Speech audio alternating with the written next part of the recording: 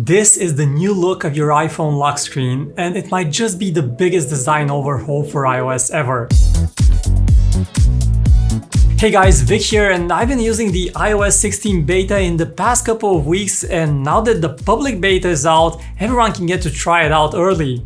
But it's still a beta though, and if you want final stable software, you should still wait until mid-September when Apple releases it.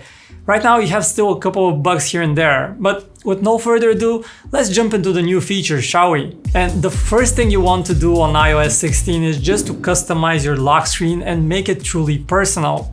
To do so, you long press on the lock screen and then tap on the Customize button, and here you can select a picture as your new lock screen.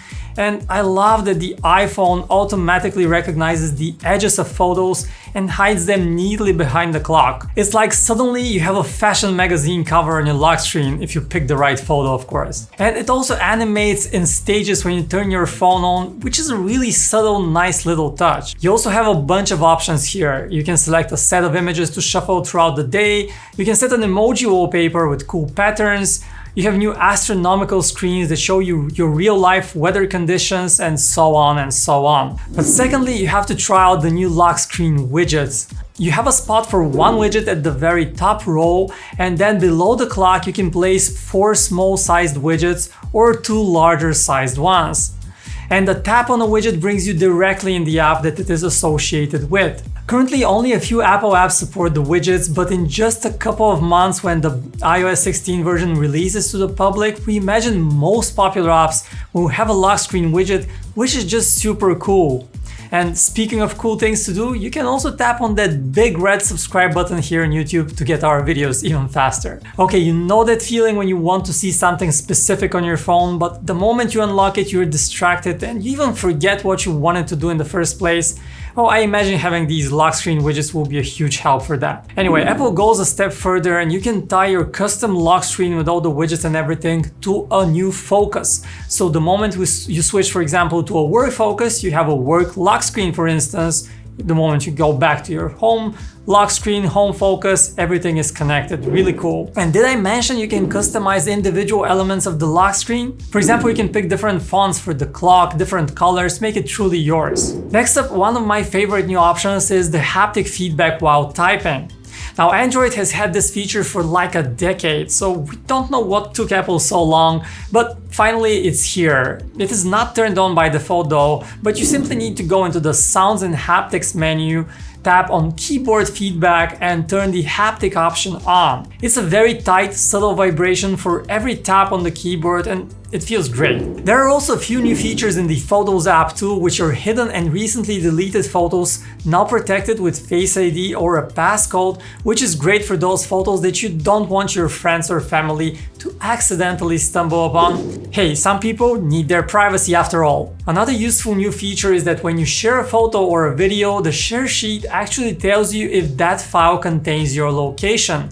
And you can easily tap on the options menu here and disable the location to protect your privacy and to not reveal your location. And speaking of locking and privacy and security, you have the same option now for notes as well, that you can lock with either your iPhone passcode or you can even create a separate password for just the notes for your account. But keep in mind that if you forget that new password, you won't be able to open the note, so you need to remember it really good. iMessage now also has a few welcome new features. First, you can edit or unsend the message within the first 15 minutes of sending it. But after that, it becomes uneditable. Now that's a great option to have for that one text you instantly regretted sending out. Now you can also just easily use the new automatic subject selection tool from your photos, and I was surprised how in just a second you just tap and the phone would cut out the background quite accurately, and you can then paste that image into an iMessage, email, or really just anywhere. And did you also know that you can easily pick up live text from video? You just pause the video that you're playing on your iPhone, you just zoom in, tap on the text, and the selection is impressively accurate.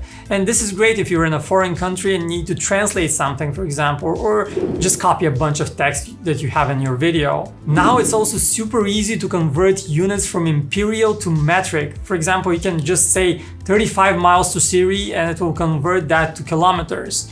or type in an amount of money in a foreign currency and it would automatically convert that to the default currency for your region.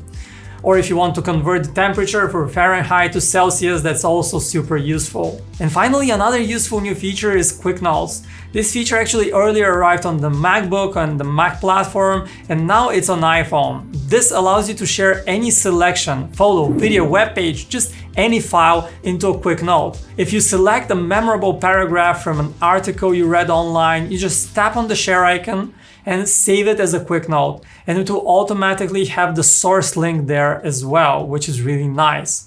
With all those new features, you want your iPhone charged up and ready, and that's where Spiegel's new ArcStation series of chargers are just the perfect fit. So you have 3 chargers to pick from, and all of them feature a clean design, a lot of power, and the convenience of 2 USB-C ports.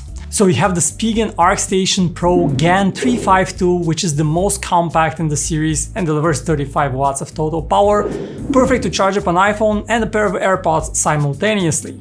Then you have the ArcStation Pro GaN 452, which is a bit larger but delivers more power, so you can fast charge an iPad and an iPhone at the same time. And finally, you have the 652 model that delivers an impressive 65 watts, so you can top up a MacBook and an iPhone at the same time. All of the chargers come with a bunch of advanced features inside. First, they all use 3D PCB technology, which allows the chargers to be smaller than most of their rivals. Just look at that. And the new GaN technology provides stable charging speeds and helps you get longer lifespan of both your charger and your device. So all of the chargers automatically detect what device is connected and will deliver the maximum safe charging speeds for that device.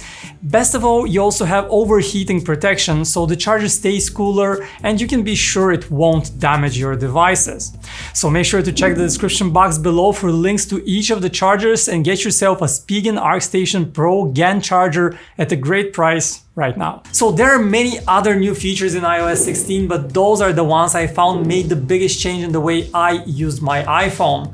Some of these are profound changes, like the lock screen widgets and customizations. They're really big. Others are more subtle, but all seem to work great even in this beta stage, and I cannot wait to see third parties bring their widgets to the lock screen as well. Anyway, iOS 16 will be released to an iPhone 8 and later iPhones in the middle of September. Do you already have a favorite feature? Let me know in the comments what you like, what you dislike about iOS 16. Thanks for watching, and don't forget to show us some love by smashing the thumbs up button and consider subscribing to our channel. See you around, and I will talk to you in the next one.